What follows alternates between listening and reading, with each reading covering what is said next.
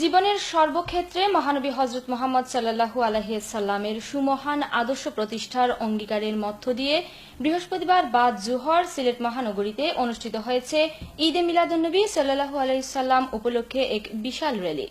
র্যালিতে কালেমাখচিত ও কালোজয়ী নানা কবিতার শ্লোক, নজরকাড়া ব্যানার, দৃষ্টিনন্দন ফেস্টুন ও প্লেকার্ড হাতে নানা বয়সের নানা পেশার হাজার হাজার মানুষ নগরীর প্রধান প্রধান সড়ক প্রদক্ষিণ করে। বাংলাদেশ আঞ্জুমানে তালামিজে ইসলামিয়ার ঈদে মিলাদুন্নবী সাল্লাল্লাহু আলাইহি সাল্লামের র্যালি বাস্তবায়ন কমিটির আহ্বায়ক মোহাম্মদ মুহিবুর রহমানের সভাপতিত্বে ও সদস্য সচিব হুমায়ুনুর রহমান লেখনের পরিচালনায় র্যালি পূর্ব আলোচনা সভায় বক্তব্য রাখেন আল্লামা ফুলতলী রহমতুল্লাহি আলাইহি এর সুযোগ্য সাহেবজাদা আল্লামা মুফতি গিয়াসউদ্দিন চৌধুরী, অধ্যক্ষ মাওলানা কমরুদ্দিন চৌধুরী, আঞ্জুমানে আল ইসলাহের মহাসচিব অধ্যক্ষ মাওলানা AK মনোয়ার আলী,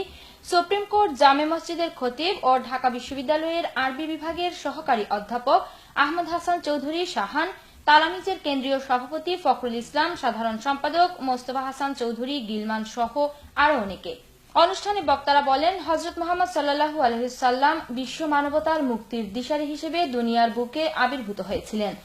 বক্তারা ব্যক্তি ও সমাজ জীবনের সকল ক্ষেত্রে রাসূলে পাক সাল্লাল্লাহু আলাইহি সাল্লামের সেই সুমহান আদর্শ প্রতিষ্ঠার অঙ্গীকার ব্যক্ত করেন।